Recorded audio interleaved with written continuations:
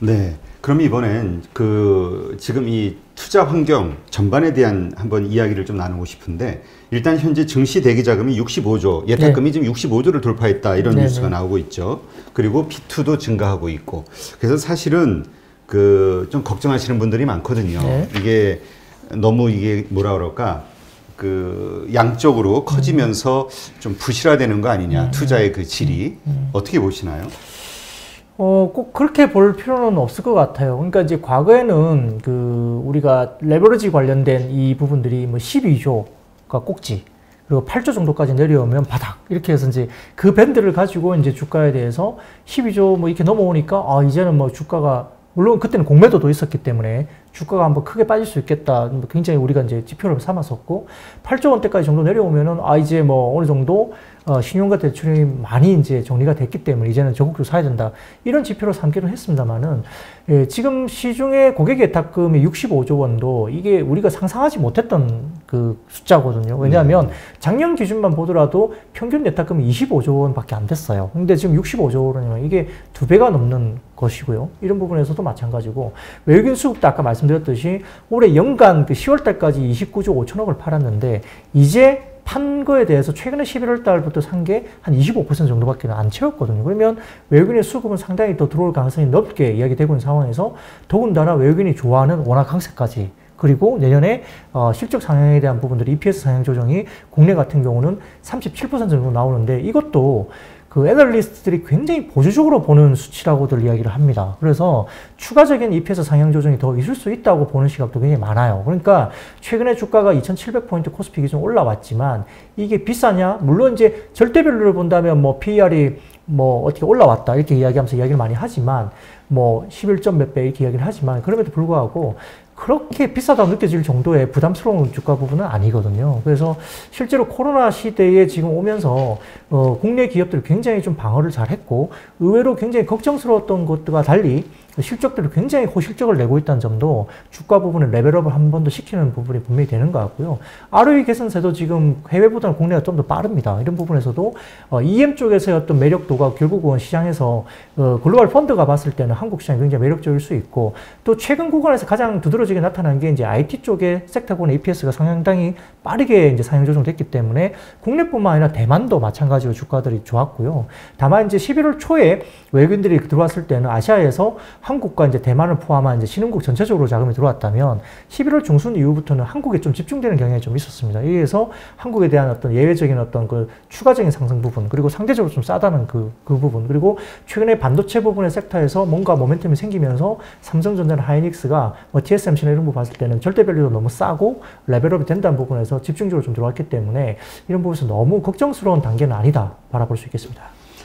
얼마 전에 뉴스에 나온 거 보니까 인버스 투자하시는 분들도 많이 늘어났다, 개인 투자자들. 그 얘기도 있었는데, 지금 시장은 계속 올라가고 있잖아요. 그러니까 지금 투자자들이 투자를 한 뭐라 그럴까, 결과물이 돈을 벌고 있느냐, 이거에 대해서 많이 궁금해 하더라고요. 정말 개인 투자자들이 현재 올라가는 장에서 돈을 벌고 있을까? 어떻게 보시나요? 네, 뭐 제 고객들은 돈을 벌고 계신데 다른 고객들은 제가 뭐 정확하게 뭐 계좌를 뜯어보지 않아서 모르겠습니다만, 근데 이제 느낄 수 있는 부분은 저희 고객들도 마찬가지고요.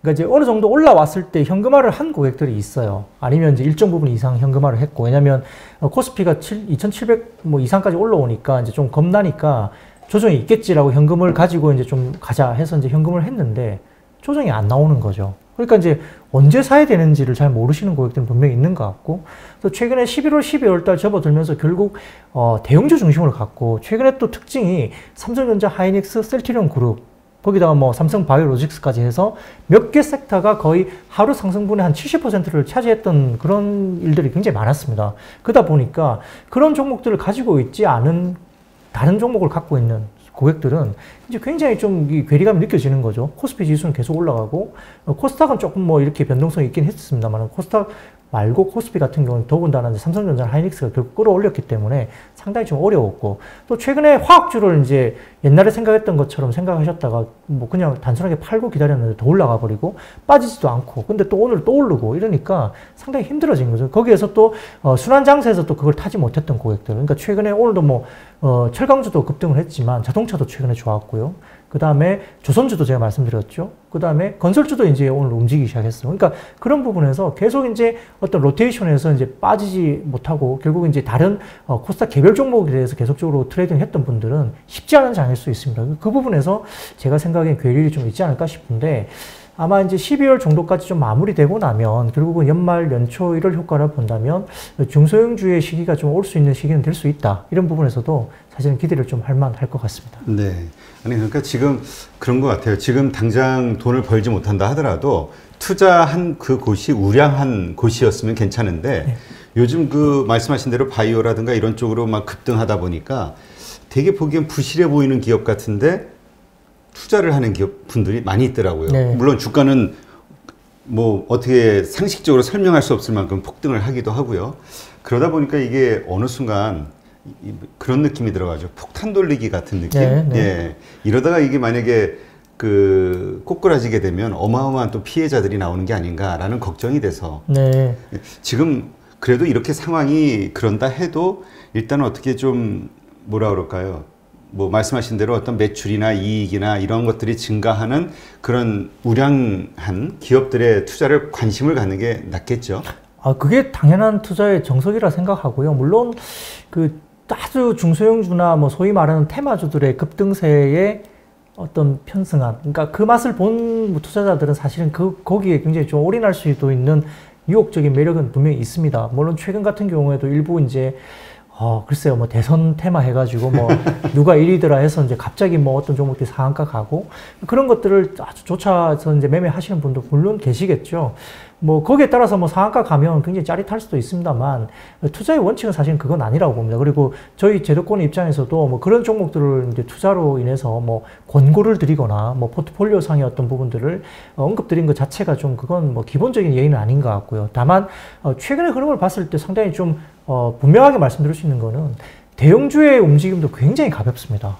돈이 많기 때문에 넘쳐나는 유동성 때문에 지금 시장에서 굉장히 좋다고 하는 대형주들도 뭐 몇 조짜리 종목들도 뭐 5%, 10%, 15%씩 막 그렇게 강하게 당기거든요. 그래서 과연 대형주로 해가지고 수익이 날 수 없느냐? 그 장이 아닙니다. 굉장히 좋은 종목 대형주로 하더라도 굉장히 큰 수익을 내고 있는 상황이고요. 이게 또 로테이션 장세에서 잘 탄다면 상당히 좋은 환경에서 지금 투자를 할 수 있는 환경이기 때문에 저희 PB 입장에서 상당히 좀 편해요.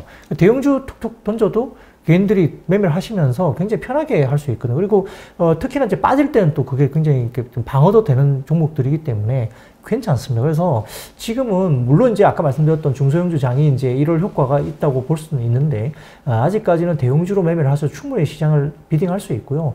내년 어닝 EPS가 좋아지는 것도 결국은 대형주 쪽에서 나오는 거거든요. 말씀드렸듯이 이제 반도체, IT 하드웨어, 그 다음에 화학, 그 다음에 자동차, 이 4개 섹터가 가장 주도를 할 걸로 봅니다. 그래서 그런 EPS가 상향 조정되는 업종 중심으로 가되 이쪽이 조금 이제 목에 차고 단기적으로 좀 올라오면 좀 많이 올라오면 결국 또 로테이션 장이 오거든요. 거기에 따라서 경기 민감 업종들이 돌아가면서 올라갈 수 있는 부분이기 때문에 아마 중소형주를 좋아하시면서 물론 더 큰 수익을 내는 뭐 투자자도 물론 있겠습니다만 그러나 변동성이라든지 리스크, 위험 요소를 따진다면 지금은 충분히 대형주로서도 시장을 충분히 비딩할 수 있고 수익을 낼 수 있는 시장이다. 이렇게 말씀드리고 싶습니다. 네. 하여튼 이게 쓸데없는 걱정일 수도 있는데 저도 지인 한 명이 이렇게 요새 투자하고 있는 종목을 얘기해줘서 네. 우연히 만나서 한번 이렇게 봤어요. 네. 봤더니 매출액이 한 뭐 예를 들어서 그냥 이거 정확하진 않지만 대략 네. 분위기가 이런 거예요. 매출액이 한 뭐 200억 정도 돼요. 근데 적자가 180억 돼요. 예. 그리고 최근 5년간 그 적자 폭도 처음에 20억에서 그 다음에 40억, 지금 뭐 50억, 100억, 그리고 올해 뭐 150억 뭐 이런 식으로. 네. 그러니까 갈수록 안 좋아지고 있는 여러 가지. 그러니까 재무제표만 보면은 도저히 투자할 수 없는 기업인데 그것도 모르고 일단 오른다니까. 그리고 또 실제로 투자하고 조금 올랐어요. 몇 프로.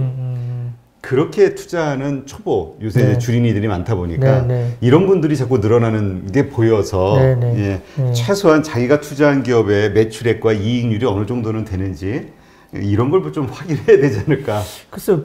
이제 한 가지만 딱 말씀드리면 비교를 하면 딱 아실 것 같아요. 우리 이제 예를 들어서 10,000원짜리 뭐 하나 물건 사잖아요.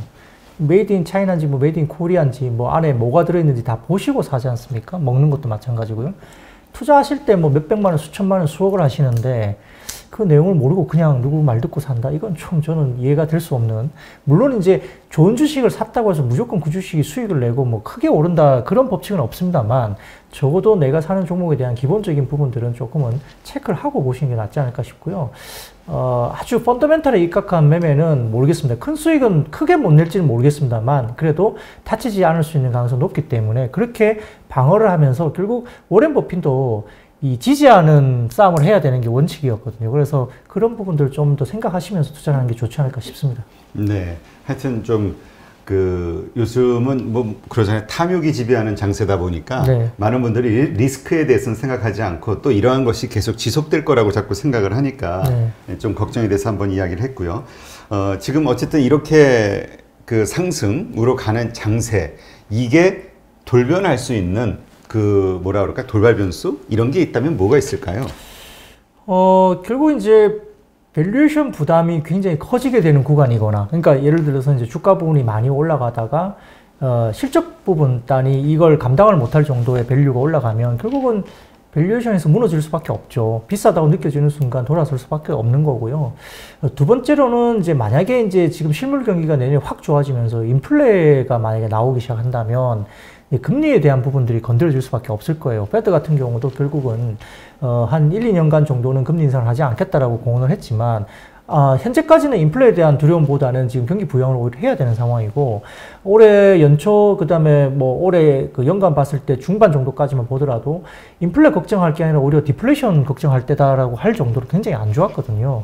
이 부분들이 이제 백신이 나오고 치료제가 나오면서 급격하게 만약에 경기 지표가 좋아지면서 만약에 인플레이션 지표가 올라오기 시작하면 생각보다 빨리 금리 인상에 대한 조치가 취해질 수 있습니다. 물론 시장에서 생각하는 금리 인상이 다 악재는 아닙니다. 원래 경기가 회복되는 초입 구간에 첫 번째 금리 인상은 호재거든요. 그래서 첫 번째 금리 인상을 할 때는 시장은 굉장히 긍정적으로 반응을 합니다.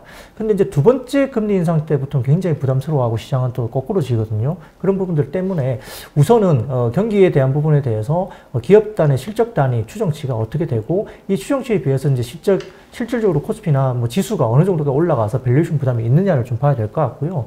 결국 이제 넘쳐나는 유동성 환경에서 이제 바라보고 있는데 사실 뭐 제대로 본다면 지금 이제 외국인 수급이 이제 지배하다 보니까 현재 외국인 수급의 가장 큰 변수는 환율입니다. 뭐 그것도 이제 여러 가지 경제 변수가 이제 복합적으로 나타나는 게 환율이긴 한데 아직까지는 그 선진국보다는 이제 이 중국을 포함 위시한 이제 이 신흥국 쪽에 이 부분에서 이제 그 성장률이 상당히 좋게 나오고 있고 여기다 보니까 달러화 대비 이제 그 강세가 이제 신흥국 그 화폐가 강세가 나오기 시작하는 거죠. 그런 부분에서 외국인 입장에서는 신흥국의 투자가 상당히 매력적인 구간으로 접어들고 있고 우리나라 같은 경우도 지금 환율이 좀 더 원화 강세로 좀 더 갈 수 있다고 이야기되고 있는 상황인데 그 부분들이 아마 브레이킹이 걸리면서 바뀌게 된다면 외국인 수급도 결국은 사다가 매도로 이제 바뀔 수 있는 수급적인 변화가 생기는 거죠. 이런 변수들이 아마 좀 저희가 주목을 하면서 봐야 되는 것이 아니냐. 시장 전체로 봤을 때는 그런 부분이 중요한 변수로 작용될 것 같습니다. 네. 지금 또 다음 주에 이벤트 하나가 있죠. 네. FOMC 회의가 예정이 돼 있는데 어떻습니까? 뭐 일부 전문가들은 이 회의 결과를 보고 투자에 나서는 게 좀 리스크 관리하는 데 도움되지 않겠느냐라고 이야기하던데요. FOMC 회의 자체로 봐서는 시장에 부담을 주거나 부정적인 이슈가 될 만한 언급은 사실 안 할 걸로 봅니다. 그러기에는 지금 시장이 지금 그런 상황은 아니기 때문에, 지난 11월 FOMC에서 연준은 이제 금리 동결과 강한 경기 부양 의지 표명 외에 뭐 중요한 단서는 뭐 크게 발표를 하지 않은 상황인데, 전체적으로 지금 12월에는 사실은 추가 부양도 어쩌면 나설 수 있다는 개인적인 생각을 갖고 있습니다. 왜냐하면, 11월 회의에서 이제 연준 위원들이 이제 통화 정책의 경기 부양 필요성에 만장일치로 찬성을 했었고요. 경기 부양 공감대를 상당히 만장일치로 지금 높게 평가를 했기 때문에 아마 재정 부양 정책이 지연되면서 연말에 이제 실물 경기가 꺾이게 되면 문제가 좀 있을 수 있다. 이런 부분들이 이제 이야기된다면 결국은 이제 연준 같은 경우에는 마이너스 금리 정책은 지금 쓰기가 좀 어려운 포지션을 잡고 있어서 결국은 이제 남은 수단은 이제 수익률 곡선 제어 정책, 그러니까 YCC라고 그러죠. 이 정책이라든지 아니면은 자산 매입 규모 확대 정도를 두 가지를 정도를 할 수 있는데 YCC 같은 경우는 이제 이게 뭐냐면 일정 기간 10년물 국채금리 수준에서 캡을 설정하고 유효 그 수요 확대를 유도하는 그 정책으로 볼 수 있는데 이제 10년물 국채금리가 이제 그 1% 미만의 낮은 수준을 감안한다면 사실은 경기 부양 효과가 현재까지는 좀 미미할 수는 있습니다. 그럼에도 불구하고 내년 같은 경우에 재정 지출이 상당히 강하게 이제 이야기되면서 확대되면서 시장 금리 상승 압력이 만약에 높아질 경우에는 이 YCC 관련된 정책이 상당히 큰 효과를 발휘할 수 있기 때문에 어쩌면 12월에 한번 언급이 될 가능성도 있다 볼 수 있는 상황이고요. 추가적인 자산 매입 규모 확대 조치는 사실은 장기간 제로금리 유지에 대한 선제적인 가이던스를 많이 줬지만 그 자산 매입과 관련된 선제 조치는 사실은 별로 언급이 없는 상태입니다. 그런데 이제 12월 회의에서는 자산 매입 추가가 만약에 확대가 된다면 최근까지는 자산 매입이 이제 별로 이루어지지 않고 플랫하게 가고 있거든요. 근데 이게 만약에 결정이 된다면 경제의 어떤 하방 압력을 막는 데는 충분히 이제 그 어떤 역할을 할 수 있다 이렇게 바라볼 수 있는데, 다만 이제 이번 그 자산 매입 확대 정책은 사실은 실물 경제보다는 자산 시장을 확대하는 어떤 역효과가 좀 있을 수 있어요. 그러다 보니까 이 부분에서는 좀 조심스러운 어떤 입장이 될 수도 있고요. 또한 계층 간의 양극화는 이제 불균형 해소에 중점을 둔 바이든 그 대통령 당선자 입장에서는 사실은 연준의 자산 매입 확대에 대한 부분이 조금은 탐탁지 않을 수 있기 때문에 연준의 입장에서도 아주 적극적으로 말하기는 좀 어려울 수 있다 이렇게 바라볼 수 있겠습니다. 따라서 11월 회의에서 연준이 12월 추가 조치에 대한 언급이 사실은 없는 상태였기 때문에 지켜봐야 되고요. 이 부분에 따라서 변수가 있다고 보는 입장에서는 다소 좀 유보적인 투자자들이 있을 수 있고 기관의 외국인도 마찬가지일 수 있습니다. 그래서 다음 주 정도까지는 조금 지금 현재 지수단에서는 약간 좀 쉬어가거나 조금 그 부분을 기다리는 시장이 될 수도 있다 이렇게 추정할 수 있겠습니다. 네, 지금 그 백신이 실제로 이제 좀 우리가 맞는 상황, 그러니까 현실화되는 그 상황이 되면 막상 주식시장은 좀 빠지는 거 아니냐라는 그 생각하시는 분들도 의외로 있더라고요. 우리 보통 뉴스에 뉴스에 뭐 팔으라 뭐 이런 얘기 있잖아요. 소문에서 하고. 그런 것처럼 기대감으로 있지만 이제 맞기 시작하면은 그것이 좀 무너지는 게 아니냐. 그런 생각에 대해서는 어떻게 생각하세요? 네, 뭐 충분히 그럴 수도 있습니다. 뭐 어쨌든 거침없이 주가들이 올라왔고 백신을 우리나라 같은 경우에 맞기 시작하려면 뭐 올해 연말은 안 될 것 같고요. 그러면 그걸 맞기 시작했을 때 내년 같은 경우에는 뭐 그럴 수도 있습니다. 주가가 많이 올랐을 경우에는 있다고 보는데, 이제 뭐 그때 당시에 또 어떤 상황을 봐야 되겠죠. 뭐 시장에 그리고 업종이나 섹터들의 어떤 펀더멘탈이나 밸류에이션 부분이 문제가 없는지를 보고 대응을 해야 되는데, 뭐 그때 당시에도 풍부한 유동성과 실적단이 충분히 그걸 받침을 해준다면 뭐 백신을 맞는다고 해서 그게 뭐 철저하게 이제 딱 그 뭐라 그럴까요? 실적에 대한 부분에서 주가를 이제 차익 실현을 완전히 해야 되는 그런 시기로 보느냐의 문제는 다소 좀 별개일 수 있습니다. 단기적으로는 어떤 부분에서는 차익 실현 분명히 빌미가 나올 수 있고요. 어제 같은 경우도 사실은 그 차익 실현이 나왔었지 않습니까? 최근에 주가를 이끌었던 반도체 섹터를 중심으로 해가지고 또 나왔었기 때문에 단기 조정이 나왔지만 사실은 또 오늘 다 끌어올렸잖아요. 그러니까 결국 이 부분은 어떤 그 변수가 이제 단일한 변수를 가지고만 판단할 수 있는 부분은 아니고, 그게 하나의 어떤 모멘텀이 되고 차익 실현의 빌미는 될 수 있지만 그때 당시에 어떤 밸류에이션 부분들이 변화가 없고 크게 어떤 부담스럽지 않은 밸류라면은 크게 유동성 문제도 변화가 없고 하다면 저는 먼저 지금부터 그렇게 선제적으로 그때 난 다 팔고 나가야지라고 이야기할 필요는 없다. 그래서 그때 상황에 대해서 변수를 보고 한번 체크를 하고 우리가 판단을 하면 좋겠다. 이렇게 말씀드리고 싶습니다. 네. 왜 이 질문을 드렸냐면은 연준에서도 이번에 그 FOMC 하면서 이러한 현재 상황, 그래서 이 백신으로 인해서 조금 바뀌게 되는 실물 경제 상황, 요거에 대한 어떤 그 뭐라 그럴까, 그 언급 혹은 뭐 거기에 대한 어떤 전망 이런 것들이 나오지 않을까, 거기에 따라 또 시장이 흔들릴 가능성은 없는가라는 것 때문에 질문드린 거거든요. 아직까지 연준이 거기까지 말할 단계는 좀 아닌 것 같습니다. 왜냐하면 지금 뭐 국내 같은 경우는 이제 좀 낮다고 보지만 미국이나 이런 쪽은 사실 지금 부양책 같은 게 빨리 나오지 않으면 실제로 실물 경기가 안 좋아질 수 있고, 또 확진자나 사망자 수가 너무 많이 지금 나오고 있기 때문에 지금 걷잡을 수 없는 상황이거든요. 유럽도 지금 인플레 걱정할 때가 아니라고 공식적으로 이야기를 ECB도 하고 있는 상황이어서 ECB 같은 경우도 이제 적극적으로 부양책을 쓰겠다고 이야기 나오는 상태이기 때문에 12월 FOMC에서 과연 이제 그 부분을 걱정하는 정도의 목소리가 나올까? 저는 그렇게 보기는 좀 힘들다 보고 있고, 시기적으로요. 그리고 11월 달에도 경기 부양에 대한 어떤 그 컨센서스가 만장일치로 이야기가 나왔고, 실질적으로 12월 달 지금 같은 경우는 지표가 안 좋게 나올 겁니다. 실업률이라는 이런 부분도 마찬가지고 코로나 사태가 지금 미국도 걷잡을 수 없이 덤덤 더 올라오고 있는 상황이기 때문에 경기가 안 좋은 상태에서 이미 그걸 넘어서서 어떤 다른 뭐 경기에 대한 부분, 과열 부분을 이야기할 수 있는 상황은 절대 지금 현재로서는 아닌 것 같다. 그래서 오히려 추가적인 경기 부양책을 쓰느냐 아니면 FOMC가 선제적인 어떤 대응을 오히려 하느냐의 부분이 변수가 오히려 있을 가능성이 크다.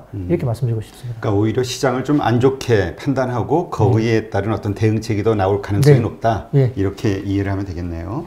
자, 그러면 이러한 전반적인 것들을 바탕에 깔고 이제 12월 얼마 남지는 않았는데요. 뭐 보통 외국인 투자자들은 이때 다 그 휴가 가서 거래가 좀 이렇게 왕성하게 일어나진 않는다라는 이야기도 있더라고요. 예, 그래서 이 남은 장세, 그리고 내년 이어지는 연초 이 전략 어떻게 세우는 게 좋을까요? 네, 이제 국내 시장은 뭐 해외 시장도 마찬가지지만 거침없이 올라왔기 때문에 일부 이제는 뭐 밸류가 조금 목에 찼으니 단기적으로 좀 팔아야 되지 않느냐 말도 있고 또 거침없이 추가적으로 더 올라갈 거다 말을 하는 쪽도 있습니다. JP 모건 같은 경우는 뭐 어제였나요? 뭐 3,200까지 타겟 프라이스 코스피를 본다라고 이제 리포트가 냈기 때문에 해외의 어떤 IB 쪽에서도 국내 시장에 대해서 아주 긍정적으로 이야기하는 것 같고 제 개인적으로도 3,000포인트에 대한 뭐 확신 여부를 당장 말씀드리긴 좀 어렵지만 어쨌든 지금보다는 지수가 좀 더 올라가는 쪽에 무게가 있지 않느냐 생각은 듭니다. 따라서 이제 최근의 이야기가 결국은 이제 바이든 대통령 당선인도 이제 정식 취임 이후에 현재 거론되고 있는 것보다 훨씬 더 큰 부양책을 내놓겠다 공언한 상태이기 때문에 아마 그 1월 중순 이후까지 이 부분에 대해서 경기 부양과 관련된 이슈는 기대감을 계속적으로 이제 가지고 갈 가능성이 크다고 보고 있기 때문에 주가 부분은 나쁘지 않을 것 같습니다. 따라서 이제 최근에 이제 상반기에 굉장히 많이 주가가 올랐던 성장주보다는 뒤쳐져 있던 열등주라든지 그다음에 경기 민감주 중심으로 로테이션이 일어나면서 이제 주가가 올라가고 빠질 섹터가 별로 없기 때문에 전체적으로 주가가 좀 더 위상방으로 당겨지는 모습 그리고 하방도 굉장히 견조하게 하방이 좀 더 올라오는 부분들이 보일 거다 보는 상황이고요. 이제 위를 좀 더 열어놔도 된다고 하는 몇 가지 근거를 좀 말씀드리자면 세 가지 정도 말씀드릴 수 있겠는데요. 첫 번째로는 주식 리스크 프리미엄, 그러니까 이제 ERP라고 하는데 이 부분이 하락하고 있습니다. 지금 ERP 같은 경우에 할인율이 높아지면 그만큼 주식 가치가 낮아지는데 한국 주식시장의 ERP가 연초 5.8% 수준에서 코로나19가 발발했을 때 3월 달에 7%까지 올라갔거든요. 근데 최근 그 12월 달 기준으로서 5%까지 기록하면서 2005년 이후에 최저치까지 내려왔습니다. 그러니까 이 부분이 상당히 내려왔기 때문에 리스크 프리미엄 하락이 되면서 밸류에이션은 오히려 상승으로 갈 가능성이 높다고 보는 근거이고요.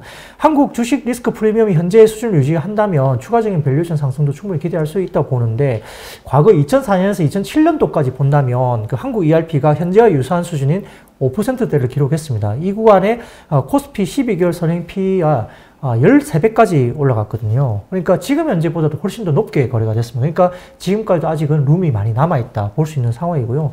아마 지금 뭐 13배, 뭐 그때 이제 당시 13배까지 봤다 말씀드리지만 지금은 12배 정도 될까요? 뭐 이 정도 수준이기 때문에 아직도 룸이 많이 남아있다 볼 수 있겠고요. 또한 이제 코스피 글로벌 대비 상대 P가 있습니다. 그러니까 우리나라의 P뿐만 아니라 글로벌 대비 이제 상대 P가 있는데 이게 0.68배 정도 됩니다. 2010년 이후에 평균적으로 글로벌 대비 상대 PE가 평균이 0.7배입니다. 현재 한국 시장의 PE가 상당히 글로벌 대비도 낮게, 평균보다 낮게 거래되고 있다. 그게 뭐냐면 글로벌 시장이 더 많이 올랐다는 거거든요. 그래서 물론 이제 전체적으로 뭐 글로벌 시장이 다 빠져버리면 이게 뭐 설명이 안 되겠습니다만은 그런 게 아니라고 하면 상대적으로 봤을 때 한국 시장이 아직도 좀 싸게 거래되고 있다는 부분에서도 여전히 수익성 개선의 부분에서는 높은 수준을 볼 수 있겠고요. 한국보다 글로벌 밸류에이션이 상승폭이 컸는데 그럼에도 불구하고 지금 한국 기업들의 ROE가 글로벌 실적 대비해서 상당히 또 개선폭이 빠르고 큽니다. 그래서 지금 미국 무역 분쟁이 고조된 2019년도에 마이너스 6.1 정도가 한국 기업들의 ROE 갭이거든요. 글로벌 대비. 근데 현재까지는 최근 마이너스 3.9%까지 굉장히 급격하게 개선되고 있습니다. 그러니까 이 부분에 따라서 갭이 점차 축소되는 부분이기 때문에 상대적인 밸류에이션이 더 싸지게 되는 구간이니까 아직까지도 룸은 많이 남아있다 볼 수 있겠고요. 세 번째로서는 마지막으로 이제 수급 상황이 분명히 있겠죠. 지금 말씀드린 대로 10월 달까지 연간 팔았던 순매도 규모가 외국인들이 29조 5천억인데 최근 들어서 그 판 금액의 25% 정도밖에 사지 않았다. 그래서 아직 룸이 많이 남아있고 원화 강세가 더 이어진다는 국면에서도 충분히 외국인들이 살 수 있다는 구간이고요. 또한 이제 아까 말씀드렸던 그 증시 예탁금이 60조, 65조까지 올라왔기 때문에 든든한 하방은 분명히 있다. 최근에 뭐 1조 원 개인들이 사는 거 아무것도 아니거든요. 그렇기 때문에 상당히 좀 든든하다 볼 수 있겠고요. 또한 이제 단기적으로 12월 달 내에만 본다면 연말 기말 배당을 노린 기관, 특히 금융투자의 매수가 12월 달 꾸준하게 이어질 수 있다는 점에서도 일부 기관의 수급도 들어오기 때문에 남아있는 수급이 한 2, 3조 정도까지는 12월까지 살 수 있다 이야기 나옵니다. 그렇기 때문에 여전히 수급적인 부분을 상당히 탄탄하게 받쳐준다는 입장에서는 국내 시장은 좀 더 위를 열어놔도 된다 이렇게 말씀드릴 수 있겠습니다. 네, 하여튼 요즘은 모두 이렇게 좀 상방향으로 올라간다 쪽에 그 생각을 가지신 분들이 워낙 많아서 근데 이제 전반적으로 훑어보면은 지금 이야기하신 그런 이유 때문에 계속 오를 수 있다 이렇게 보시는 거죠. 네. 하여튼 그 방송을 보시면서 이게 가지고 계신 분들은 이게 참 위안이 되는 소식인데 이제 살려고 하는 분들은 혹은 아까 말씀하셨듯이 중간에 팔았다 다시 살려고 하는 분들은 이게 참 속이 쓰린 얘기거든요. 그러니까 이제 뭐 예를 들어서 고버스를 사가지고 이제 배팅을 했는데 그렇죠. 차트 보면 되게 사고 싶은 차트입니다. 지금 고버스 같은 경우는. 근데 그걸 샀다가 너무 낭패를, 올라서. 그러니까 이제 주가 오르니까 고버스는 완전 바닥에서 그렇죠. 이제 계속 신저가를 내고 있으니까 여기서 사면 배팅되면 되겠지라고 생각하지만 그 하락세가 더 이어지지 않고 사실 어제 빠진 것보다 오늘 더 많이 오른 날이 많지 않습니까? 그러니까 그렇죠. 쉽지 않은 부분인데요. 다만 이제 제가 말씀드린 거는 말씀드렸듯이 상승 종목보다 하락 종목 수가 많은 시장이니까 지수단에서 상당히 좀 어려움이 있고 여기서 이제 하방으로 배팅하고 싶은 생각이 많이 들 수는 있습니다. 물론 그런 조정이 나올 수도 물론 있습니다. 그럼에도 불구하고 보는 것은 장세 로테이션이거든요. 지금 보면은 반도체, 그러니까 상반기에는 성장주, 그러니까 뭐 카카오나 네이버 같은 성장주들이 이끌었고, 그 다음에 이제 언택트 관련 기업들이 이끌었는데, 하반기 되면서 지금 이제 백신 이슈가 나오면서 최근 들어서는 반도체가 끌고, 자동차 끌고, 화학 끌고, 철강 끌고, 조선 끌고, 건설 끌고, 이렇게 돌아가면서 계속 로테이션이 나오거든요. 그 부분에서 좀 찾아야 되고, 못 올랐던 섹터 지금 통신주잖아요. 또 그것도 끌 수도 있는 거죠. 내년 초에 되면. 그러니까 결국 통신주는 저는 바텀 피싱을 해야 된다 생각하는데 통신 장비주들도 지금 내년에 굉장히 좋을 거라 얘기를 합니다. 그러니까 그런 것들 돌아가면서 가는 것이고요. 이 로테이션을 찾아가면서 가시고 다만 이제 12월까지 끝나고 나면 연초에 대해서는 1월 효과가 되면 결국 이제 연말까지 눌려져 있던 중소형주들의 장이 또 올 수 있습니다. 그러니까 그런 부분에서 또 기회를 찾는 것들. 그러니까 결국 그 부분에서 중소형주를 하더라도 내년에 어닝이라든지 좋아지는 섹터. 그러니까 큰 그림에서 전방 산업이 좋아지는 섹터를 가지고 찾아야 되는 게 맞고요. 그 부분은 결국은 아까 말씀드렸던 이 EPS가 사용 조정되는 게 집중주로 되는 부분들이 반도체, 그 다음에 화학, 뭐 자동차, 그다음에 IT 하드웨어 이런 쪽에서 나타난다 말씀드렸잖아요. 그러면 그와 관련된 서플라이 체인과 관련된 중소형주들에서 기회를 찾을 수 있는 부분이 분명히 있다는 점에서는 충분히 투자 기회는 있다 볼 수 있고요. 시장이 빠져도 올라가는 종목은 있습니다. 그렇기 때문에 그런 종목을 열심히 찾아다니는 어떤 그런 스타디 필요하겠다 하겠습니다. 네, 알겠습니다. 네, 이제까지 IBK투자증권의 박근영 차장님과 함께했습니다. 고맙습니다. 감사합니다.